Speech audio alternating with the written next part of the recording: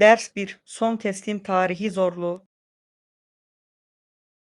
Hey Anna, senin yanında bir şeyler yürütmek istedim. Son teslim tarihi çok kısıtlı olan yeni bir projemiz var. Sıkı bir teslim tarihi değil mi? Burada ne kadar sıkı konuşuyoruz? Üzerinde çalıştığınız zaman çizelgesi nedir? Üst düzey yetkililer bu projenin sadece 3 haftada tamamlanmasını istiyor. Şu andan itibaren bu bize fazla zaman kazandırmıyor.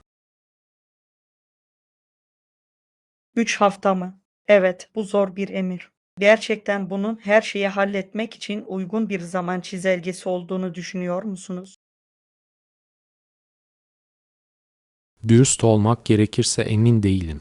Tüm ekibin ciddi bir çaba göstermesini ve lazer benzeri bir odaklanmayı gerektirecek. Vay, bu çok büyük bir baskı. Takımın geri kalanından tepkiler ne oldu? Bunun kaldırılabileceğini mi sanıyorlar? Dürüst olmak gerekirse karışık tepkiler. Bazılarımız bunu başarabileceğimize inanıyor. Ancak diğerlerimiz bunun gerçekçi olmadığından endişe ediyor. Her iki bakış açısını da anlayabiliyorum. İddialı teslim tarihleri insanları motive edebilir. Ancak aynı zamanda insanları tüketme riski de taşır. Kesinlikle. Riskler de yüksek. Eğer zamanında teslim etmezsek, bu durum tüm projeyi tehlikeye atabilir. Evet, o zaman baskı yok. Peki saldırı planı nedir? Siz ve ekibiniz bu zorluğa nasıl yaklaşıyorsunuz? Acımasızca önceliklendirme yapmamız, 24 saat çalışmamız ve süreçlerimizi kolaylaştırmanın yollarını bulmamız gerekecek. Çok yoğun geliyor. Bunu bu kadar kısa sürede başarmak için gerçekten stratejik ve aşırı verimli olmanız gerekecek. Kesinlikle. Bazı zor kararlar almamız gerekecek ve takım olarak birbirimize gerçekten yaslanmamız gerekecek. Bahse girerim. Bu kadar sıkı bir zaman çizelgesiyle hataya veya verimsiz zamana yer yoktur. Hepinizin tüm silindirleri ateş etmesi gerekecek. Kesinlikle. Katılan herkesin inanılmaz derecede odaklanması ve disiplini gerekecek. Ekibinizin böylesine göz korkutucu bir mücadeleyi üstlenme konusundaki istekliliğine hayranım. Umarım bunu başarabilirsin. Teşekkürler Anna. Dürüst olmak gerekirse, tüm bu olanlardan dolayı biraz gerginim. Ama elimden gelenin en iyisini yapmaya kararlıyım. Harika iş çıkaracağınıza eminim. Bu tür bir bağlılık ve ekip çalışmasıyla bunu gerçekleştirmenin bir yolunu bulacağınıza dair iyi bir his var içinde. Güveno'yu takdir ediyorum. Kesinlikle alabileceğimiz tüm pozitifliğe ve cesaretlendirmeye ihtiyacımız olacak. Peki, benimkini aldım. Size ve ekibinize bu zorlu son teslim tarihini aşmada iyi şanslar diliyorum. Buna sahip olduğunu biliyorum. Teşekkürler Anna. Her şeyin nasıl sonuçlanacağını size mutlaka bildireceğim. Bu çok çılgın bir yolculuk olacak. Bahse girerim. Her şeyi duymak için sabırsızlanıyorum. İmkansızı başaran ekibinize selamlar. Bunu aldın.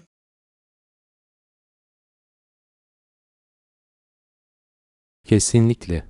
Bize şans dileyin. Buna ihtiyacımız olacak. Ama sahip olduğumuz her şeyi vermeye hazırım. Ders 2. Egzersiz araştırması. Hey Anna, seninle aktif kalma konusunda sohbet etmek istiyordum. Herhangi bir öneriniz var mı? Aktif kalıyorsun, öyle mi? Bu harika bir konu. Önemli olanın gerçekten keyif aldığınız bir aktivite bulmak olduğunu düşünüyorum. Bu mantıklı. Eğer yapmaktan gerçekten hoşlandığınız bir şeyse, ona bağlı kalma olasılığınız çok daha yüksektir. Kesinlikle. Benim için yürüyüş, yüzme ve yoga gibi aktivitelerin beni meşgul ettiğini ve motive ettiğini buldum. O, yürüyüş yapmak ve yüzmek çok eğlenceli görünüyor. Bu kadar keyif aldığın kişiler hakkında ne düşünüyorsun? Açık havada yürüyüş yapmanın beni doğaya bağlamasını seviyorum. Yüzmek de canlandırıcı, düşük etkili bir egzersizdir. Ve itirazını görebiliyorum. Ve yoganın fiziksel ve zihinsel sağlık arasında güzel bir denge sağladığını düşünüyorum. Kesinlikle. Yoganın farkındalık ve esneklik yönleri onu hem fiziksel hem de zihinsel olarak çok faydalı kılmaktadır. Bu harika. Aslında yogayı denemeyi düşünüyordum. Benim gibi yeni başlayanlar için tavsiyeleriniz var mı?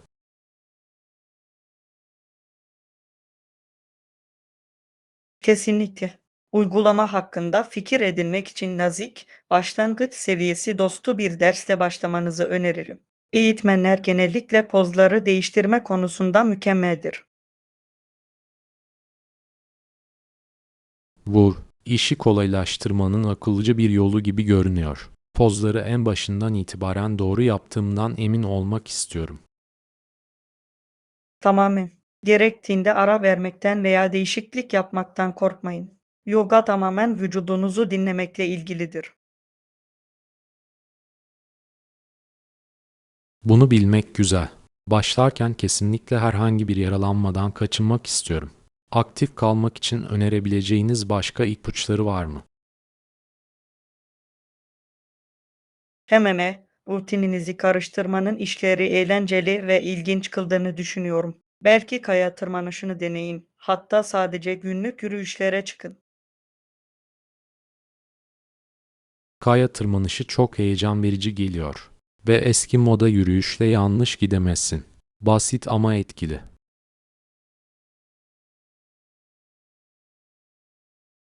Kesinlikle.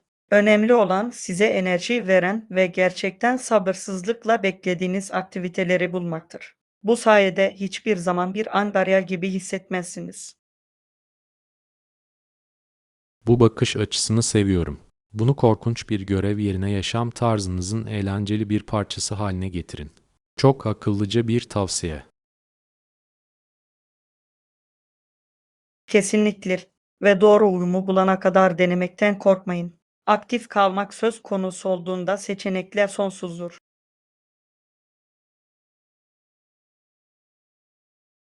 Mükemmel bir nokta. Yeni şeyler denemek ve bende neyin yankı uyandırdığını görmek beni heyecanlandırıyor. Harika önerilerin için teşekkürler Anna. Elbette, bazı yararlı bilgiler sunabildiğim için mutluyum. Sadece onunla eğlenmeyi ve vücudunuzun neye ihtiyacı olduğunu dinlemeyi unutmayın. Yapacak. Bu konu hakkında sohbet etmek için zaman ayırdığınız için teşekkür ederim. Harekete geçmem ve sevdiğim bir aktivite bulmam beni gerçekten motive etti.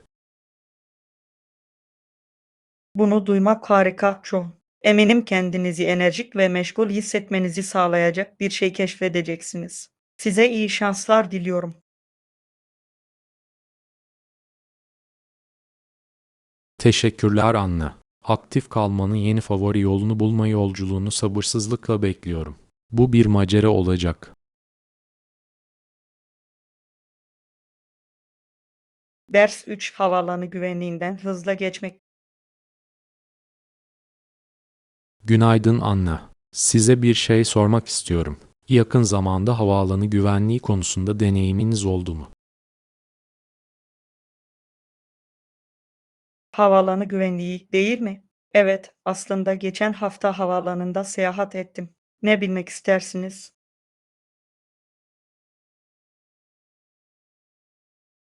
Yaklaşan bir seyahatim var ve güvenlikten sorunsuz bir şekilde geçmeye tamamen hazır olduğumdan emin olmak istiyorum. Paylaşabileceğiniz ipuçları var mı?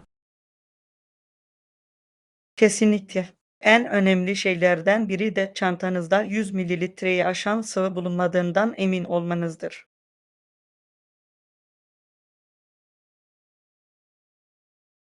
Evet, 100 ml kuralını duymuştum. Özellikle tuvalet malzemeleri ve benzeri ürünlerde takip etmek zor olabilir. Kesinlikle. Limit dahilinde kalmak için daha büyük şeyleri daha küçük seyahat boyutunda kaplara boşaltmanızı tavsiye ederim. İyi görüş. Peki elektronik ve mücevher gibi şeyler ne olacak? Orada bilmem gereken özel bir şey var mı?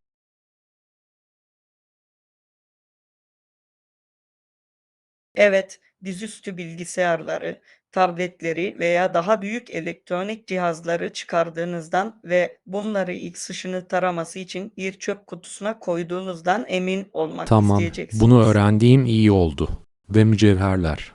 Onu da çıkarmalı mıyım? Yoksa açık mı bırakayım? Takılar için genellikle giydiklerinizi en aza indirmek en iyisidir. Tarama için saat, yüzük ve kolye gibi eşyaların çıkarılması gerekebilir.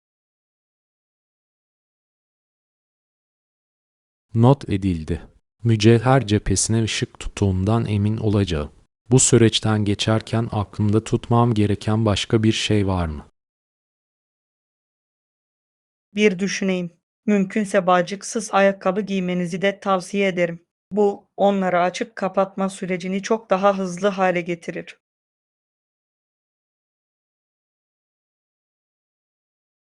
Slip-on ayakkabılar.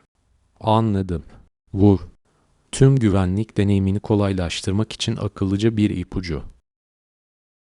Kesinlikle. Ayrıca röntgenden ayrı olarak geçmeleri gerektiğinden paltonuzu veya ceketinizi de çıkarmaya hazır olun.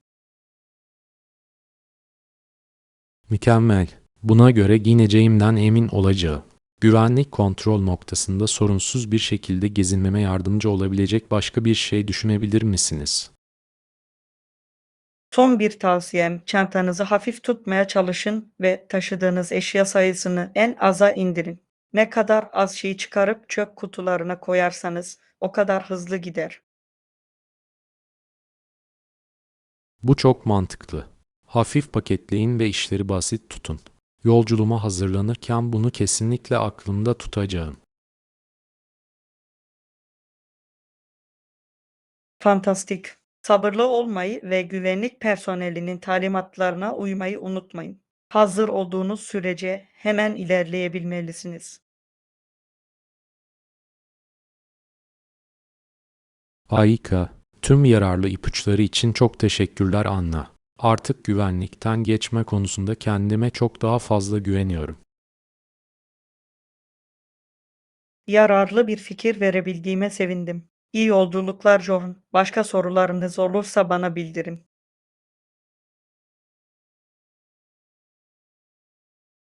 Yapacağım. Anna, tüm bunları bana anlatmak için zaman ayırdığınız için teşekkür ederim. Gerçekten değerli bir görüşme oldu.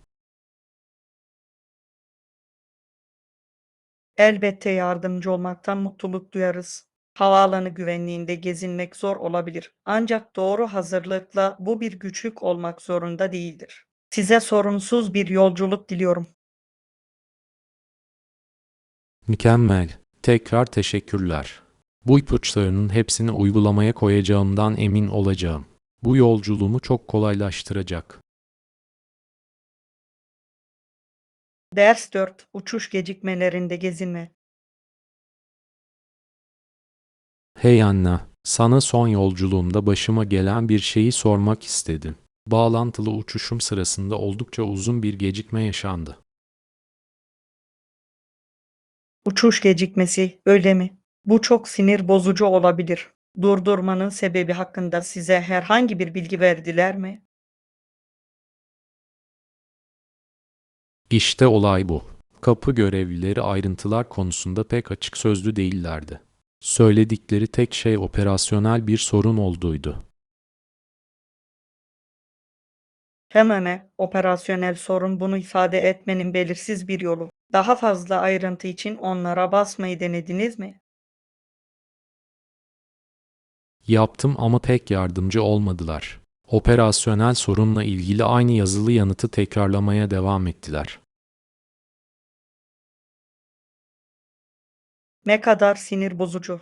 Havayolu şirketlerinin uçuş kesintilerinin nedenleri konusunda bu kadar ağzı sıkı olmasından nefret ediyorum. Yolcuların karanlıkta hissetmesini sağlar. Kesinlikle. Gecikmenin ne kadar süreceğini veya buna neyin sebep olduğunu bilmediğimden giderek daha fazla endişeleniyordum. Hayal edebiliyorum. Uçuş gecikmeleri zaten yeterince streslidir. Ancak net bir iletişimin olmaması hayal kırıklığını daha da artırmaktadır. Bana bundan bahset. Daha da kötüsü, kapı görevlileri herhangi bir tazminat ya da kalacak yer bile teklif etmiyordu. Tazminat yok mu? Bu sadece kötü müşteri hizmetleri. Uçuşlar bu şekilde aksadığında yolcularla ilgilenilmeyi hak ediyorlar. Doğruyu biliyorum. En azından yemek kuponu veya bu rahatsızlığı telafi edecek bir şey teklif edeceklerini umuyordum. Kesinlikle. En azından yolcuların gecikmeyi daha rahat atlatmasına yardımcı olacak bazı temel kolaylıklar sağlayabilirler. Daha fazla anlaşamadım. Sonunda, uzun bekleyiş sırasında geçinebilmek için yiyecek ve atıştırmalıklara kendi paramı yatırmak zorunda kaldım. Bu gerçek bir serseri. Havayolları uçuşları kesintiye uğradığında yolcuları ağırlamak için geriye doğru eğilmelidir. Sen söyledin. Tüm bu zorlu süreç boyunca havayolu personelinin empati ve destek eksikliği beni gerçekten hayal kırıklığına uğrattı. Böyle sinir bozucu bir deneyim yaşadığını duyduğuma üzüldüm çok. Hava yollarının gecikmeleri ve zayıf iletişimiyle uğraşmak çok stresli olabilir. Gerçekten öyleydi. Ama dinlediğiniz ve dertlerinizi paylaştığınız için teşekkür ederim. Bu tür durumlarla ilgili hayal kırıklığımda yalnız olmadığımı bilmek yardımcı oluyor. Elbette uçuş kesintileri en kötüsüdür ve hava yolları çoğu zaman yolcular için durumu düzeltmek için yeterince çaba göstermez. Anlayışlı bir kulak sağlayabildiğime sevindim. Kesinlikle. Geri bildiriminiz için teşekkürler. Gecikmeler sırasında daha iyi müşteri hizmeti beklentilerimin makul olduğunu bilmek güzel. Kesinlikle. Uçuşlar beklenmedik bir şekilde ertelendiğinde veya iptal edildiğinde yolcular net iletişimi, tazminatı ve konaklamayı hak ediyor. Umarım bir sonraki seyahat deneyiminiz çok daha sorunsuz olur. İşte umut. Bir dahaki sefere havayolu gecikmesiyle uğraştığımda tavsiyenizi aklımda tutacağımdan emin olacağım.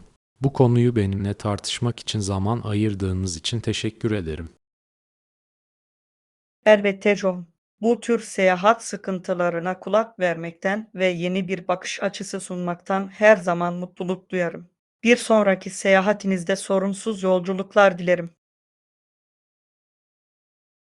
Teşekkürler Anna. Paylaşacak başka havayolu korku hikayem varsa size mutlaka bildireceğim. Şimdilik bu seferkinin anlayışlı bir kulağı olmasına sevindim.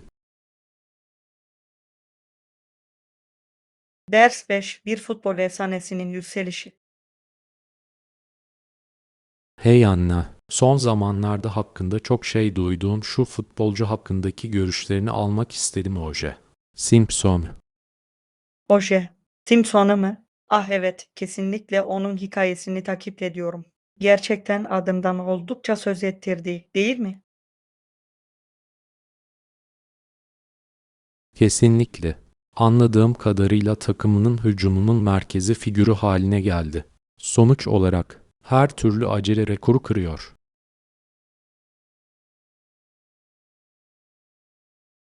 Bu inanılmaz. Onun yetenekli bir oyuncu olduğunu biliyordum ama rekor kitaplarını bu şekilde yeniden yazmak gerçekten etkileyici. Bana bundan bahset. Demek istediğin, ortaya koyduğu istatistikler akıllara durgunluk verici. Sanki herkesten tamamen farklı bir oyun oynuyormuş gibi. Vay, bu gerçekten bir şeyler anlatıyor. Futbol fiziksel olarak çok zorlu bir spor ama elit düzeyde hakim görünüyor. Kesinlikle.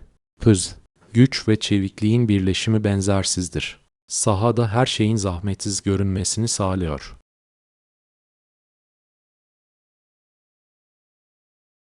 Bu inanılmaz. Onun böylesine üst düzey bir maçtaki performansını izlemek takımı ve taraftarları için heyecan verici olmalı. Kesinlikle. Oyuna kattığı enerji ve heyecan gerçekten büyüleyici. Hem saha içinde hem de saha dışında gerçek bir yıldız haline geldi. Hayal edebiliyorum.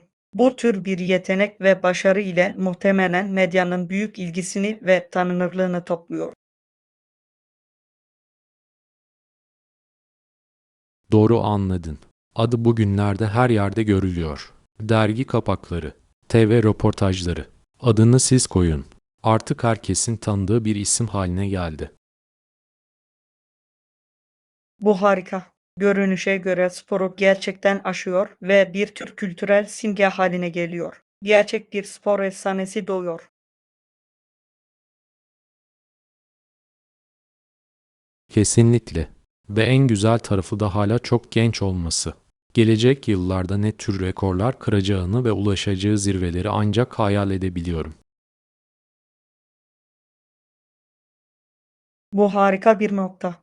Önünde çok uzun bir kariyer var. Gökyüzü gerçekten de bu genç fenomen için sınır gibi görünüyor. Kesinlikle. Hikayesinin nasıl gelişmeye devam ettiğini görmek beni heyecanlandırıyor. Tüm zamanların en iyilerinden biri olarak mirasını sağlamlaştırmaya hazırlanıyor. Bundan hiç şüphen yok. İnanılmaz yeteneği ve azmi ile Oje Simpson gerçek bir futbol ölümsüzlüğü olma yolunda ilerliyor. Daha fazla anlaşamadım. Onun meteorik yükselişine tanık olmak gerçekten ilham vericiydi. Bundan sonra ne yapacağını görmek için sabırsızlanıyorum. Aynı şekilde bu gerçekten olağanüstü bir sporcu hakkında büyüleyici bir konuşmaydı. Oje Simpson'un kaderinde açıkça büyük bir rol var. Kesinlikle. Hikayesini derinlemesine tartışabildiğimize sevindim. Bir spor efsanesinin oluşumuna ufuk açıcı bir bakış oldu. Kesinlikle. Bu tür konuşmalar gerçekten en yetenekli sporcularımızın inanılmaz başarılarını ve etkilerini vurguluyor. Bu konu hakkında sizinle sohbet etmek bir zevkti. O zevk tamamen bana ait. Anna, Bourget'ye dair içgörülerinizi ve coşkunuzu paylaştığınız için teşekkür ederim. Simpson'un olağanüstü yolculuğu. Harika bir tartışma oldu. Ders 6. Çevrimiçi alışveriş seçeneklerini keşfetmek. Biliyor musun Anna? Son zamanlarda biraz daha internetten alışveriş yapmayı düşünüyordum. İyi çevrimiçi mağazalara göz atmanız için özel önerileriniz var mı? Çevrimiçi alışveriş, öyle mi? Kesinlikle bazı önerileri paylaşmaktan memnuniyet duyarım. Ne tür ürünler satın almayı düşünüyorsunuz? Her türlü seçeneği keşfetmeye açığım. Kıyafet, elektronik eşya, ev eşyaları. Adını siz koyun. Sadece güvenilir ve güvenilir çevrimiçi perakendeciler bulduğumdan emin olmak istiyorum. Bu harika bir yaklaşım. Giyim konusunda Asos, Nordstrom ve H&M gibi mağazalarla gerçekten olumlu deneyimlerim oldu. Kullanıcı dostu web sitelerine ve kolay iade politikalarına sahip olma eğilimindedirler. Ah evet, Asos ve Nordstrom. Bunlar kesinlikle tanıdığım isimler. Ve H&M uygun fiyatlı modanın bir klasiğidir. Bunlara iyi çağrı. Kesinlikle. Elektronik için ise Best Buy, Amazon gibi sitelere ve hatta üreticinin kendi çevrimiçi mağazalarına göz atmanızı öneririm. Genellikle geniş bir seçime ve rekabetçi fiyatlara sahiptirler. Amazon elbette. Muhtemelen bakacağım ilk yer orası. Ancak üretici sitelerini keşfetme fikrini de seviyorum. Orada bazı fırsatlar bulabiliriz. Kesinlikle. Ev eşyaları konusunda ise Wayfair, Overstock ve Cirate ve Barrel gibi mağazalar tonlarca seçenekle gerçekten güçlü bir çevrimiçi varlığa sahip. Oh, Wi-Fi ve Overstock. Bunlar benim için yeniler. Bir göz atmam gerekecek. Cadde ve Barrel de bir klasiktir.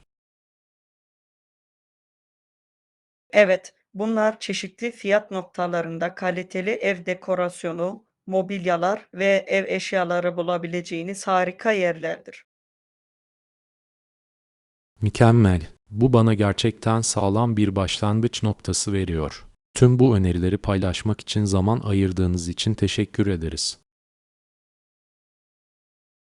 Elbette, çevrimiçi alışveriş yapan diğer kullanıcıların harika kaynaklar bulmasına yardımcı olmaktan her zaman mutluluk duyarım. En iyi fırsatları elde etmek için yorumları okumayı ve fiyatları karşılaştırmayı unutmayın. İyi tavsiye. Gezinirken bunu kesinlikle aklımda tutacağım. Ve bahsettiğiniz belirli mağazalardan bazılarını mutlaka keşfedeceğim. Bir plana benziyor. Çevrimiçi alışveriş araştırmanızı yaparken başka sorularınız olursa bana bildirin. Daha fazla öneride bulunmaktan mutluluk duyuyorum. Yapacağım. Hanna, bu güvenilir ve uygun fiyatlı çevrim içi perakendeciler bulma konusunda doğru yola başlamamda gerçekten yardımcı oldu. Harika, sizi doğru yöne yönlendirebildiğime sevindim. Çevrimiçi alışveriş çok kolay olabilir ancak bazı güvenilir mağazaları aklınızda bulundurmak iyidir. Kesinlikle. Dalış yapmayı ve ne tür anlaşmaları ve bulguları ortaya çıkarabileceğimi görmeyi sabırsızlıkla bekliyorum. Tüm yararlı görüşleriniz için tekrar teşekkür ederiz. Elbette John, mutlu alışverişler. Eminim tüm perakende ihtiyaçlarınız için harika yeni çevrimiçi kaynaklar keşfedeceksiniz. Bunu takdir ediyorum. Anna, bu sohbet beni kesinlikle çevrimiçi alışveriş dünyasını keşfetmeye başlama konusunda heyecanlandırdı. Ne bulduğumu görmek için sabırsızlanıyorum. Ders 7. Deniz ürünleri lezzetlerinin tadını çıkarmak. Merhaba Anna, deneyebileceğim güzel deniz ürünleri yemekleriyle ilgili tavsiyelerini almayı umuyordum. Yeni ve lezzetli bir şeyler havasındayım. Deniz ürünleri mi dedin? Peki doğru kişiye geldiniz. Farklı deniz ürünleri yemeklerini denemeyi kesinlikle seviyorum. Hangi tatlara düşkünsünüz?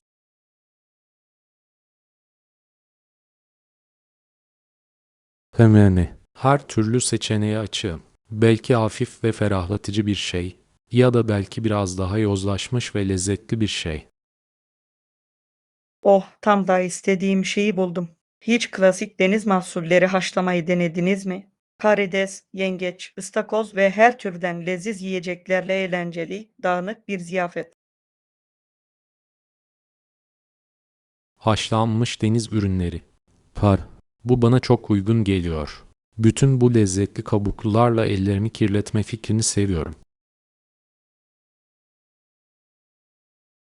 Çok eğlenceli ve tatlar bu dünyanın dışında. Genellikle her şeyi cennet gibi baharatlı, tereyağlı bir sosta boğarlar.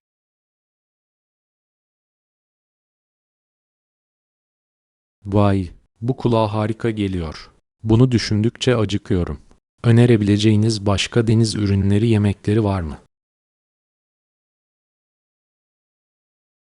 Eğer biraz daha hafif bir şeyler yemek istiyorsanız taze, ızgara balık denemenizi öneririm. Belki limon ve otlarla tatlandırılmış güzel bir parça somon veya ton balığı.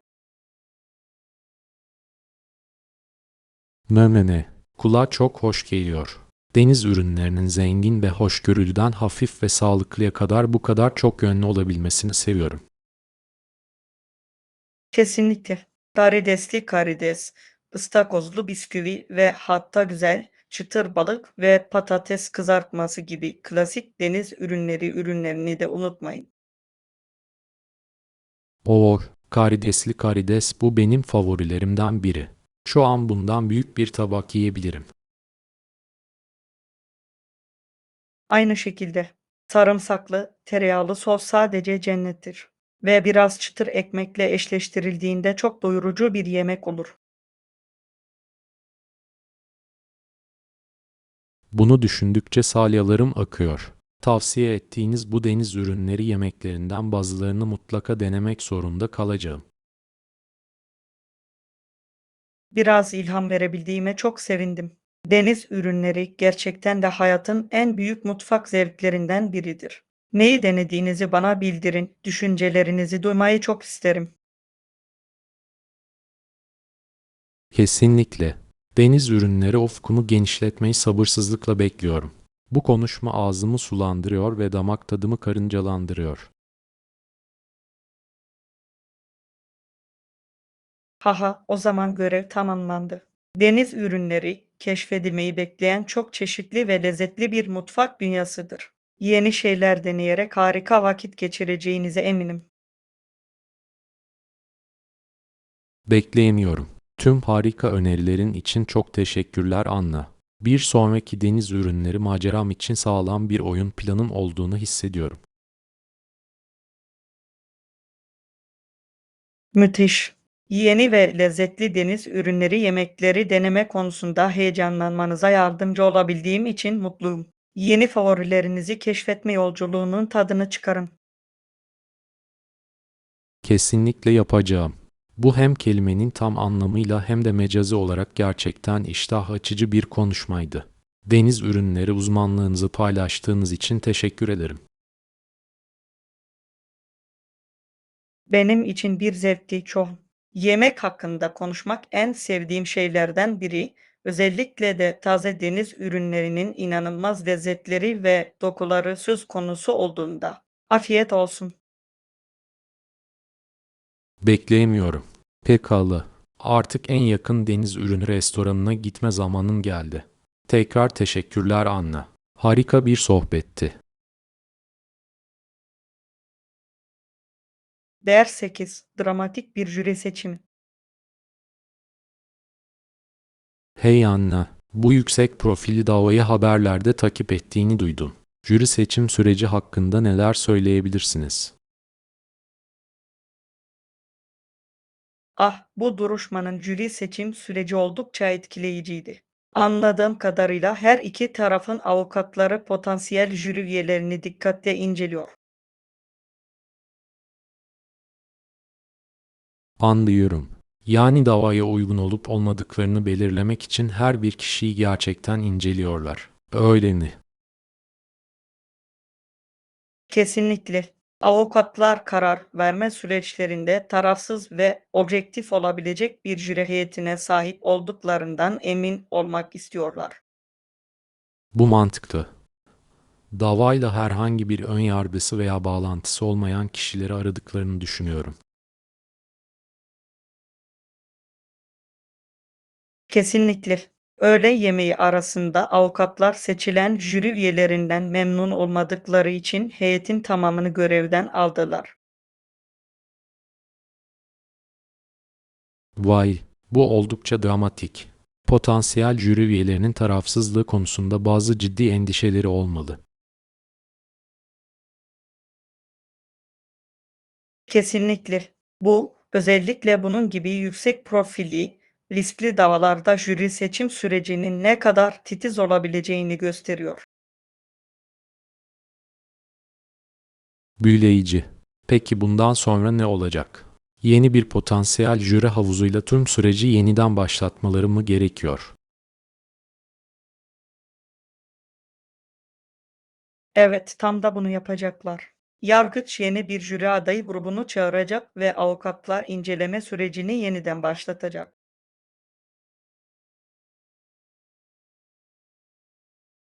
Hemene, bu olaya dahil olan herkes için inanılmaz derecede zaman alıcı ve sinir bozucu olsa gerek. Ama adil ve tarafsız bir yargılamanın sağlanmasının gerekli olduğunu düşünüyorum. Kesinlikle. Yargı sistemi, sürecin uzaması anlamına gelse bile doğru jürinin oluşturulmasına büyük önem veriyor. Bunu doğru yapmak zorundalar.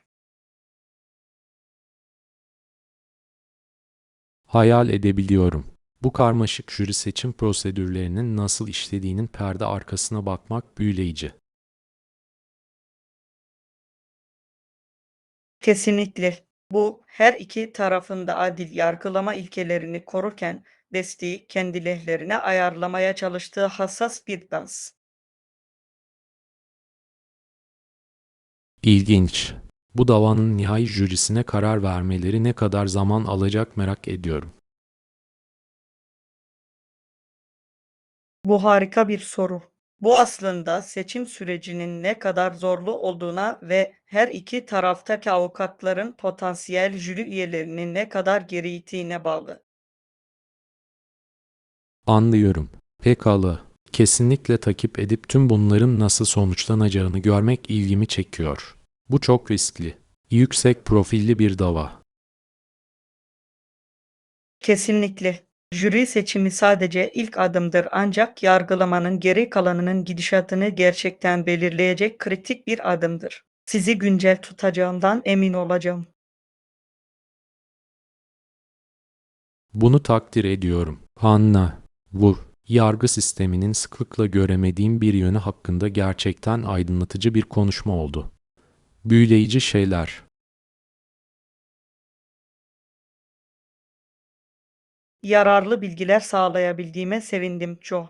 Jüri seçim süreci hukuk sisteminin büyüleyici ve karmaşık bir parçasıdır. Özellikle yüksek profilli vakalarda bunun nasıl ortaya çıktığını görmek her zaman ilginçtir. Kesinlikle. Bu dava devam ederken ben de takip etmeyi sabırsızlıkla bekliyorum. Bu süreçte bana yol göstermeye zaman ayırdığınız için teşekkür ederim. Elbette bunu yapmaktan mutluluk duyuyorum. Hukuk sisteminin nüanslarını tartışmak en sevdiğim konulardan biridir. Bu tür büyüleyici sohbetlere dalmak için daha fazla fırsatımız olacağından eminim. Bunu sabırsızlıkla bekliyorum. Bu benim için harika bir öğrenme deneyimi oldu. Önümüzdeki günlerde başka hangi yasal dramların ortaya çıkacağını görmek için sabırsızlanıyorum. Ders 9. Eleanor Roosevelt'in ilham verici yolculuğu. Hey Anna, Eleanor Roosevelt'in inanılmaz hayatı ve başarılarını okuyordum. Onun hikayesini takip ediyor musun? Eleanor Roosevelt mi? Kesinlikle çok ilham verici bir figür. Bildiğim kadarıyla o gerçekten kadınların güçlendirilmesinin ve sosyal adaletin önünü açtı. Kesinlikle. Kocası Başkan Franklin de Roosevelt vefat ettikten sonra kendi başına muhteşem bir kariyere sahip oldu. Bu doğru. Beyaz Saray'dan ayrıldıktan sonra Radcliffe College'de okula devam etti. Daha sonra platformunu makaleler yazmak, konferanslar vermek ve önemli amaçlar için yorulmadan çalışmak için kullandı. Vay be, gerçekten hiç yavaşlamamıştı. First Lady olarak görev yaptıktan sonra bile değişimin öncüsü ve savunucusu olmaya devam etti. Kesinlikle. Küresel ölçekte sivil hakları, kadın haklarını ve insan haklarını savundu. Dünyayı daha iyi bir yer haline getirmeye olan bağlılığı gerçekten sarsılmazdı. Bu kadar şeyi başarabilmesi şaşırtıcı. Beyaz Saray'daki çalışmalarından başkanlık sonrası savunuculuğuna kadar inanılmaz bir miras bıraktı. Kesinlikle. Eleanor Roosevelt konumunu dışlanmış ve ezilenlerin sesini yükseltmek için kullanarak First Lady'nin rolünü yeniden tanımladı. Kesinlikle. Sadece sessiz ve destekleyici bir eş olmaktan memnun değildi. İnsanların hayatlarında somut bir fark yaratmak istiyordu.